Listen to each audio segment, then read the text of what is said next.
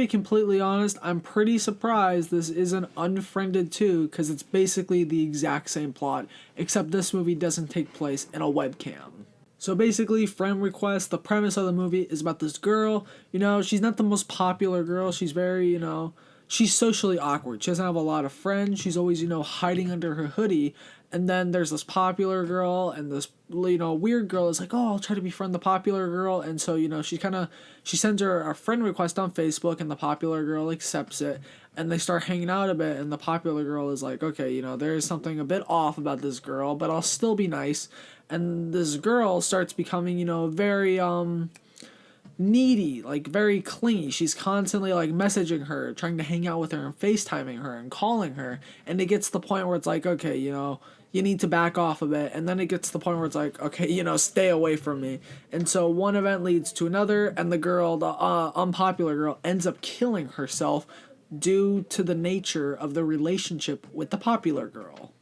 And then the unpopular girl comes back as like a spirit and takes over the popular girl's Facebook page and starts uploading, very inappropriate content such as deaths, like people killing themselves.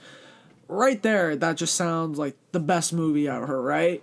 Well, surprise, it's not. It's exactly what you think this movie is going to be.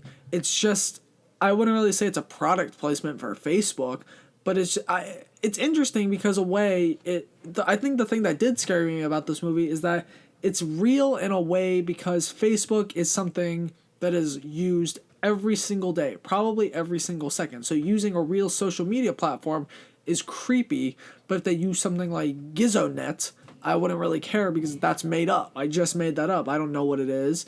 But using Facebook, which is world renowned, that's more creepy because it's real. I have Facebook. That could, it could be me. Obviously, it's not because it's a movie, but it's just freaky because it appeals to me that way. It's like, oh, that's just weird because it is real. As for the jump scares in the movie, I mean, they're your classic jump scares, just the cheap ones, they pull out of their ass at last minute. So, I mean, they're not the best in the world. There weren't as many as I thought there were going to be, but there definitely are some. There was one that got me towards the end of the movie, but other than that, the jump scares are just stupid. I just think it was really the Facebook thing that got me. It was unnerving. It was kind of weird because, like, one of the things that bothered me about this movie was, first off, none of the characters stand out. You don't care about any of the characters. And so once they start killing people, you just don't care.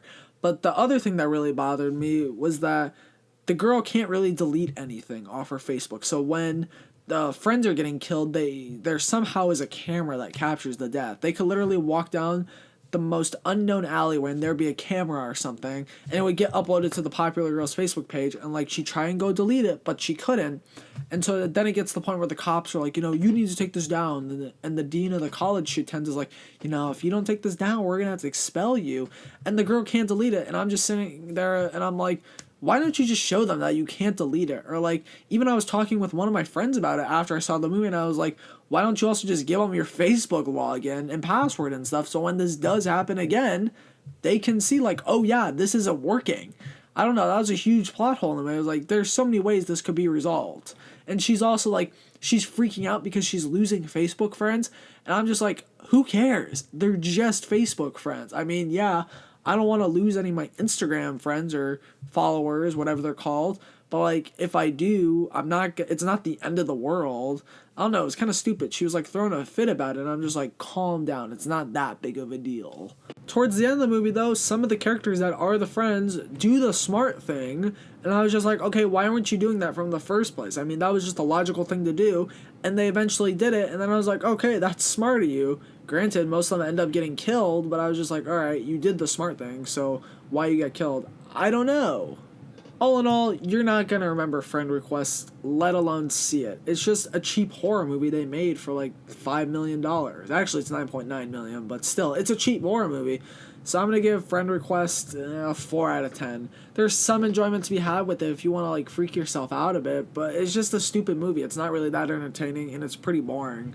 Thank you all so much for listening. If you've liked what you listened to on here and you want to listen to more, go like, comment, and subscribe. That would really be helpful, and I would really appreciate it. The links to all my social medias are listed down below in the description. Other than that, this has been A Talk in Depth.